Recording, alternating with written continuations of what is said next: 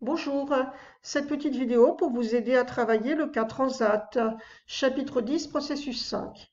Il s'agit d'une entreprise qui est située au bord de la mer et qui fabrique 3 modèles de Transat. Ça va être la saison, donc on y pense.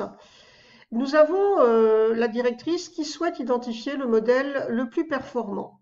Donc on va d'abord commencer par définir le coût variable et ensuite par déterminer le montant des charges variables par modèle, la marge sur coût variable par modèle et le résultat global, en complétant le tableau fourni en annexe. Ensuite, nous chercherons à voir quel modèle contribue à la couverture des charges fixes globales et puis quel serait le modèle à privilégier justement en cas de développement des ventes.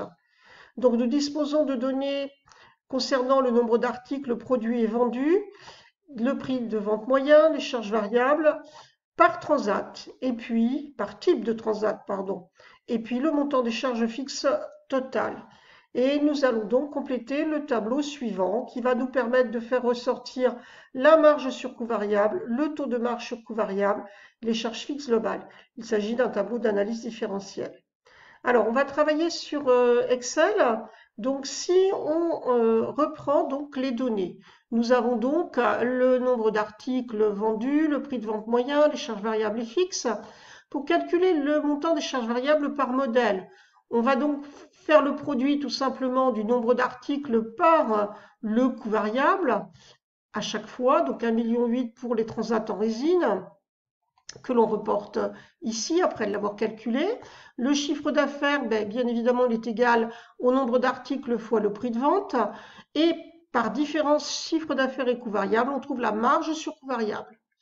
Le taux de marge est toujours égal à la marge sur coût variable rapportée au chiffre d'affaires. Les charges fixes totales étant de 800 000 euros, nous avons un résultat de 910 000 euros. Voilà pour le travail sur Excel. Pour répondre maintenant aux questions qui ne sont pas calculatoires, donc définir le coût variable, nous l'avions vu en cours, c'est la somme des charges variables, et c'est à rattacher à la méthode des coûts partiels que nous sommes en train d'étudier dans le chapitre.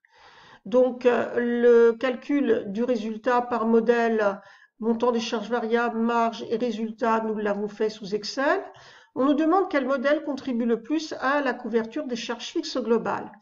Eh bien, on se rend compte que chaque modèle participe de manière positive à la couverture des charges fixes globales.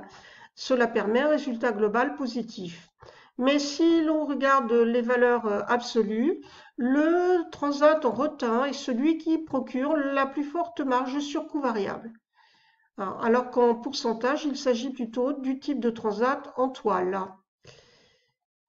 Donc le transat, le taux de marge sur coût variable, lui, il permet de voir de manière plus précise celui qui contribue le plus à la couverture des charges fixes globales. Donc quel modèle faudrait-il privilégier? Eh bien en réalité ce serait donc le modèle de transat en toile, car c'est celui qui est le plus rentable, son taux de marge sur coût variable étant de 40%. Donc on va rédiger un petit courrier très simple à destination de Patricia Park. À vous de refaire le travail.